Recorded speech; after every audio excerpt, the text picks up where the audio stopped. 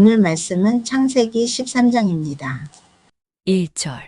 아브람이 애굽에서 그와 그의 아내와 모든 소유와 롯과 함께 네겝으로 올라가니. 애굽에서의 경험을 마친 아브람이 다시 네겝으로 올라간다는 표현은 단순한 이동이 아닙니다. 이는 영적 여정에 다시 들어가는 것을 나타냅니다. 올라가다는 말은 즉 하나님께로 영적으로 나아감을 의미합니다. 지리적으로는 네겝이지만 신앙적으로는 하나님의 영역으로 가는 상징입니다. 하나님의 사명이 끝난 곳이 아니라 계속해서 함께 동행하는 자리로 이끌어 주심을 의미합니다. 그는 하나님의 뜻을 따라 움직였으며 이는 끝없는 순종과 성장을 뜻합니다. 이 사건은 한 번의 순종이 아니라 삶 속에서 반복되는 작은 순종들의 중요성을 강조합니다. 히브리서 11장 8절. 믿음으로 아브라함은 부르심을 받았을 때에 순종하여 장래의 유업으로 받을 땅에 나아갈새 갈 바를 알지 못하고 나아갔으며, 아브라함의 여정을 예표로 들며 믿음과 순종이 동전의 양면처럼 연결됨을 보여줍니다. 하나님의 인도하심을 따르는 삶은 때때로 익숙한 곳에서 다시 시작하는 용기를 요구합니다. 매일의 작은 순종이 성숙한 믿음으로 이끕니다. 2절. 아브람에게 가축과 은과 금이 풍부하였더라.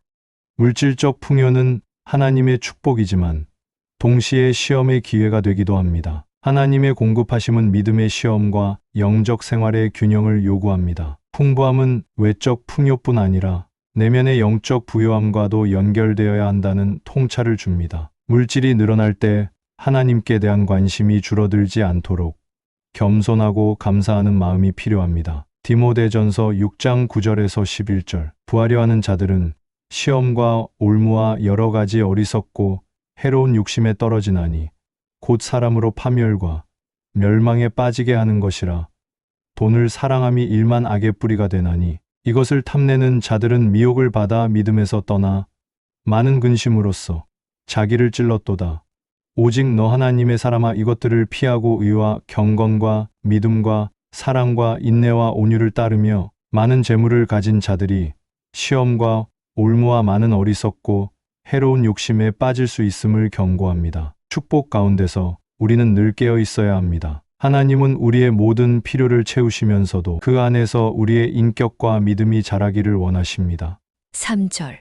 그가 네겝에서부터 길을 떠나 베델에 이르며 베델과 아이 사이 곧 전에 장막 쳤던 곳에 이르니. 베델은 하나님과의 만남의 장소로 아브람이 다시 그곳으로 돌아온 것은 신앙의 원점을 회복하는 것을 뜻합니다. 장소 자체에 신비가 있는 것이 아니라 하나님의 뜻과 자신의 순종을 다시 확인하는 행위가 본질입니다. 영적 기억을 중요하게 여기며 과거의 은혜가 현재의 순종을 견고하게 하는 원동력이 됩니다. 이전에 경험한 하나님의 은혜를 기억하고 다시금 그 자리에서 하나님께 나아가는 믿음의 패턴을 보여줍니다. 말씀한 사건과 맥을 같이 하며 하나님과의 만남이 예정된 장소와 시간에 일어남을 보여줍니다. 우리가 한때 경험했던 하나님의 은혜의 장소로 돌아가는 것은 다시금 그 은혜를 기억하고 다시 무장하는 신앙의 통로입니다. 4절. 그가 처음으로 제단을 쌓은 곳이라. 그가 거기서 여호와의 이름을 불렀더라. 제단은 헌신과 예배의 중심입니다. 아브람이 먼저 제단을 쌓고 하나님을 부른 것은 순종과 예배가 우선되어야 함을 보여줍니다. 그의 행동은 하나님께 먼저 나아가는 자가 복을 받는다는 교훈적 메시지를 담고 있습니다. 제단을 쌓는 것은 단순히 물질적 행위가 아닌 공동체와 하나님과의 관계에서 가장 중요하게 여겨야 할 예배와 헌신의 행위입니다. 하나님을 부른다는 것은 전적인 의존과 경배를 뜻하며 일상 속에서도 반복되어야 할 자세입니다. 히브리서 13장 15절 16절. 그러므로 우리는 예수로 말미암아 항상 찬송의 제사를 하나님께 드리자. 이는 그 이름을 증언하는 입술의 열매니라. 아브람이 제단에서 행한 예배를 신약 교회 공동체의 삶으로 확장해 줍니다. 예배는 시간과 장소를 떠나 하나님을 향한 마음의 제단에서 시작됩니다. 날마다 제단을 쌓고 기도와 찬양으로 하나님 이름을 부르는 삶을 살 때 은혜가 더욱 깊어집니다. 5절. 아브람의 일행 롯도 양과 소와 장막이 있으므로.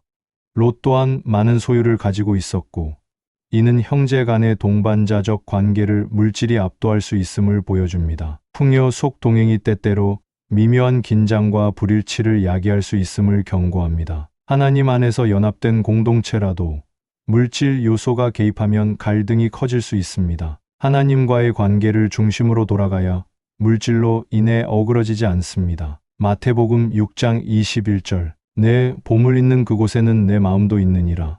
예수님의 이 말씀은 물질에 대한 우리의 마음 상태를 돌아보게 합니다. 공동체 속에서 물질이 유익이 되려면 사랑과 배려가 함께해야 합니다. 관계가 소중할 때 물질은 축복이 됩니다. 6절. 그 땅이 그들이 동거하기에 넉넉하지 못하였으니 이는 그들의 소유가 많아서 동거할 수 없었음이니라. 땅의 제한이 물질과 사람 사이의 관계에 긴장을 불러왔습니다. 풍요에도 불구하고 나눌 공간이 없었음을 말합니다. 물질이 많을수록 오히려 공유와 조정의 지혜가 더욱 필요함을 강조합니다. 자원이 한정된 환경에서 물질이 많아지면 이해와 존중이 부족해지는 경향이 있습니다. 아브람은 설득과 화해를 통해 지혜롭게 공동체를 이끌어갑니다. 빌립보서 2장 3절 4절 아무 일에든지 다툼이나 허영으로 하지 말고 오직 겸손한 마음으로 각각 자기보다 남을 낮게 여기고 각각 자기 일을 돌아볼 뿐더러 다른 사람들의 일도 돌아보라. 이 말씀은 공동체 내에서 조화로운 관계의 중요성을 보여줍니다. 재물이 풍족하지만 공간이 부족하면 관계는 깨어지기 쉽습니다. 나눔과 배려의 마음이 진정한 풍요를 만듭니다. 7절. 그러므로 아브람의 가축의 목자와 롯의 가축의 목자가 서로 다투고 또 가나안 사람과 브리스 사람도 그 땅에 거주하였는지라. 단순한 내부 충돌을 넘어 이방인과의 마찰까지 생겨났습니다. 외부와의 갈등까지 포함된 복합적인 상황입니다. 이로써 한 공동체가 혼란 속으로 빠지는 단계를 보여줍니다. 아브람은 대화를 통해 평화와 분리를 동시에 지켜냅니다. 갈라디아서 2장 11절 게바가 안디옥에 이르렀을 때에 책망받을 일이 있기로 내가 그를 대면하여 책망하였노라. 베드로가 이방인에게서 물러가는 사건은 공동체 내 긴장과 조화 사이의 균형을 다시 돌아보게 합니다. 믿음 공동체는 외부와의 긴장에서도 사랑과 지혜로 화평을 이루는 훈련장이 되어야 합니다. 8절. 아브람이 롯에게 이르되 우리는 한 친족이라 나나 너나 내 목자나 내 목자나 서로 다투게 하지 말자. 아브람은 롯에게 형제다운 관계로 서로를 존중하자고 제안하며 동등한 입장에서 문제 해결을 시도합니다. 권리를 주장하기보다 평화를 위한 태도를 먼저 보여줍니다. 한 친족이라는 선언은 단지 혈연을 넘어서 영적 동반자로서의 연대감을 강조합니다. 화해와 사랑은 하나님께 드리는 예배와도 같다고 봅니다. 요한일서 4장 20절 누구든지 하나님을 사랑하노라 하고 그 형제를 미워하면 이는 거짓말하는 자니 보는 바 그 형제를 사랑하지 아니하는 자는 보지 못하는 바 하나님을 사랑할 수 없느니라. 이웃을 사랑하지 않으면 하나님을 사랑할 수 없다는 말씀은 형제 사랑을 신앙의 본질로 보게 합니다. 어려움 속에서도 우리는 형제와 자매로서 서로를 존중하고 사랑해야 합니다. 평화는 하나님 안에서 시작됩니다. 9절. 내 앞에 온 땅이 있지 아니하냐. 나를 떠나가라. 내가 좌하면 나는 우하고 내가 우하면 나는 좌하리라. 아브람은 자신의 권리를 고집하지 않고 롯이 먼저 선택하도록 겸손하게 내어줍니다. 이 모습은 하나님의 인도하심에 대한 진정한 신뢰를 보여줍니다. 모든 것을 하나님께 맡기고 상대에게 먼저 양보하는 태도는 겸손 그 자체입니다. 하나님께서 필요한 것을 공급하실 것임을 신뢰하는 마음이 담겨 있습니다. 로마서 12장 10절 형제를 사랑하여 서로 우애하고 존경하기를 서로 먼저 하며 이 말씀은 공동체 내 겸손한 태도를 강조합니다. 양보와 배려는 단지 전략이 아니라 하나님을 신뢰하는 마음의 반영입니다. 10절. 이에 롯이 눈을 들어 요단 지역을 바라본즉 소알까지 온 땅에 물이 넉넉하니 여호와께서 소돔과 고모라를 멸하시기 전이었으므로 여호와의 동산 같고 애굽 땅과 같았더라. 롯은 물이 풍부하고 평지인 요단 평야를 선택하며 외적 이익에 눈이 멀었습니다. 그러나 내면적 성숙과 하나님의 뜻에 대한 분별이 결여된 선택임을 암시합니다. 옥토와 물, 안락함은 분명 축복이지만 하나님의 뜻과 함께하는 축복이 중요한데 롯은 이를 간과했습니다. 당장의 이익보다 장기적인 하나님의 계획을 바라보아야 합니다. 누가복음 9장 25절. 사람이 만일 온 천하를 얻고도 자기를 잃든지 빼앗기든지 하면 무엇이 유익하리요? 물질 우선의 삶을 경고합니다. 우리의 선택이 외향적 유익에만 치우쳐 있지는 않은지 돌아봅시다. 하나님 나라의 가치가 중심이 될 때 진정한 축복입니다. 11절. 그러므로 롯이 요단 온 지역을 택하고 동으로 옮기니 그들이 서로 떠난지라. 롯은 자신의 눈에 보기에 좋은 것을 따라 선택합니다. 그러나 이 선택은 단기적 안목으로 그 땅의 도덕적 현실을 고려하지 않은 것입니다. 인간의 판단은 종종 겉모습에 의존하나 그 안에 감춰진 영적 위기를 보지 못하는 경우가 많음을 보여줍니다. 롯의 결정은 세상적 이익을 우선시한 결과였습니다. 그는 아브람의 믿음에서 벗어나 자기 유익을 쫓습니다. 아브람은 비록 먼저 선택권을 양보했지만 롯이 떠난 후 하나님의 축복을 더욱 명확히 받습니다. 마태복음 16장 24절. 이에 예수께서 제자들에게 이르시되 누구든지 나를 따라오려거든 자기를 부인하고 자기 십자가를 지고 나를 따를 것이니라. 롯은 자기 부인이 아니라 자기 욕심을 따른 사례입니다. 겉으로 보기 좋은 것이 항상 좋은 것은 아닙니다. 우리는 하나님의 뜻에 따라 선택하고 움직일 수 있도록 기도해야 합니다. 12절. 아브람은 가나안 땅에 거주하였고 롯은 그 지역의 도시들에 머무르며 그 장막을 옮겨 소돔까지 이르렀더라. 롯의 점진적인 이동은 죄의 장소로 향하는 위험한 접근을 보여줍니다. 처음엔 멀리 있었지만 결국 소돔 가까이 가게 됩니다. 죄는 멀리서 시작해 점차 가까이 다가오고 우리가 무감각해지는 순간 깊숙이 빠질 수 있습니다. 소돔이라는 도시는 단순한 거주지가 아니라 도덕적으로 타락한 장소였기에 하나님의 백성이 머물기엔 위험했습니다. 롯은 영적 분별력 없이 물질과 편안함을 쫓아 위험한 땅에 머뭅니다. 고린도전서 15장 33절. 속지 말라 악한 동무들은 선한 행실을 더럽히나니 롯의 거주지는 그의 신앙에 악영향을 미치게 됩니다. 죄와 타협하는 첫 발걸음을 경계해야 합니다. 우리는 매일의 선택 속에서 어떤 방향으로 나아가는지 살펴보아야 합니다. 13절. 소돔 사람은 여호와 앞에 악하며 큰 죄인이었더라.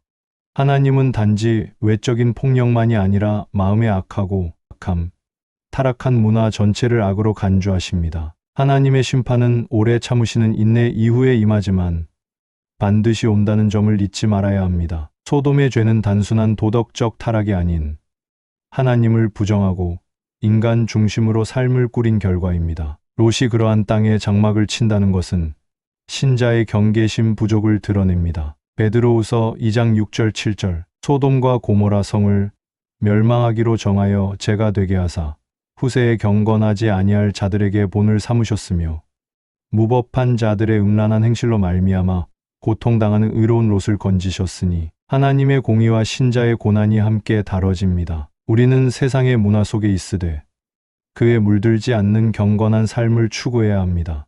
14절. 롯이 아브람을 떠난 후에 여호와께서 아브람에게 이르시되 너는 눈을 들어 너 있는 곳에서 북쪽과 남쪽 그리고 동쪽과 서쪽을 바라보라.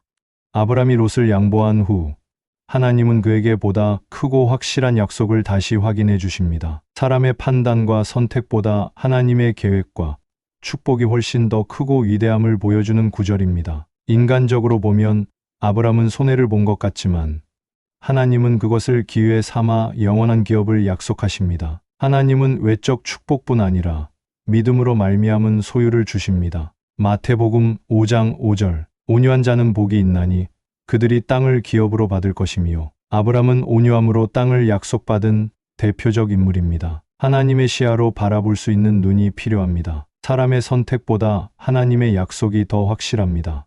15절. 보이는 땅을 내가 너와 내 자손에게 주리니 영원히 이르리라. 이 약속은 단지 가나안 땅을 넘어 예수 그리스도를 통한 영원한 천국의 예표입니다. 하나님은 제한된 축복이 아닌 끝까지 이어지는 언약을 주십니다. 아브라함의 자손이 이 땅을 영원히 소유한다는 것은 단순한 민족적 의미가 아니라 신령한 기업을 상징합니다. 갈라디아서 3장 16절. 이 약속들은 아브라함과 그 자손에게 말씀하신 것인데 여럿을 가리켜 그 자손들이라 하지 아니하시고 오직 한 사람을 가리켜 내 자손이라 하셨으니 곧 그리스도라. 하나님의 약속은 그리스도 안에서 성취되는 약속으로 확장됩니다. 눈앞의 현실보다 더 크고 더 오래 지속됩니다. 믿음으로 그 약속을 붙듭시다. 16절. 내가 내 자손이 땅에 티끌 같게 하리니 사람이 땅의 티끌을 능히 셀 수 있을진데 내 자손도 세리라. 아브라함에게 주신 하나님의 언약은 단순한 수적 증가를 넘어서 영적 민족이 형성될 것을 미리 보여줍니다. 이 말씀은 하나님의 자녀들이 세계 곳곳의 수많은 민족들 가운데 퍼져나가게 될 복음 전파를 미리 알려주는 것입니다. 이것은 혈통적인 후손만을 의미하는 것이 아니라 믿음으로 하나님 앞에서 의롭다고 인정받은 사람들, 즉 교회를 통해서 이 약속이 실현되는 것입니다. 하나님의 약속은 사람이 계산할 수 있는 범위를 훨씬 뛰어넘어서 이루어집니다. 로마서 4장 18절. 아브라함이 바랄 수 없는 중에 바라고 믿었으니 이는 내 후손이 이 같으리라 하신 말씀대로 많은 민족의 조상이 되게 하려 하심이라. 아브라함의 믿음이 신약 시대의 믿음의 본보기가 됩니다. 하나님은 눈에 보이지 않는 상황에서도 우리가 상상할 수 없는 큰 일들을 이루십니다. 믿음의 눈으로 하나님의 약속을 바라봅시다. 17절. 너는 일어나 그 땅을 종과 횡으로 두루 다녀보라. 내가 그것을 내게 주리라. 하나님은 약속만 하시고 끝내지 않으십니다. 직접 그 땅을 발로 밟아보라고 말씀하십니다. 실제로 행동을 통해서 약속이 확실하다는 것과 지금 당장 적용할 수 있다는 것을 몸소 체험하라는 뜻입니다. 약속을 받은 사람은 반드시 행동해야 합니다. 약속은 단지 듣기만 하는 것으로 끝나는 것이 아니라 믿고 실천할 때 그 능력이 나타납니다. 야고보서 2장 17절. 이와 같이 행함이 없는 믿음은 그 자체가 죽은 것이라. 믿음은 약속을 향해 발걸음을 내디딜 때 증명됩니다. 하나님의 말씀을 들었다면 이제 그 길을 실제로 걸어가야 합니다. 약속의 땅은 믿음으로 발걸음을 내디딜 때 열리게 됩니다. 18절. 이에 아브람이 장막을 옮겨 헤브론에 있는 마므레 상수리 수풀에 이르러 거주하며 거기서 여호와를 위하여 제단을 쌓았더라.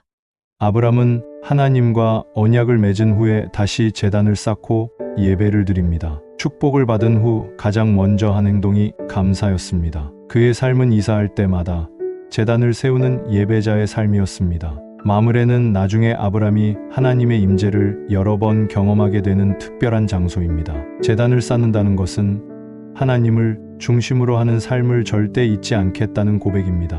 로마서 12장 1절. 그러므로 형제들아 내가 하나님의 모든 자비하심으로 너희를 권하노니 너희 몸을 하나님이 기뻐하시는 거룩한 산 제물로 드리라. 이는 너희가 드릴 영적 예배니라. 우리의 삶 전체가 제단 위에 올려지는 예배가 되어야 합니다. 우리가 축복을 받을 때 가장 먼저 하는 반응이 예배가 되기를 바랍니다. 우리 삶의 모든 장소가 하나님께 예배드리는 제단이 되기를 바랍니다. 기도하겠습니다.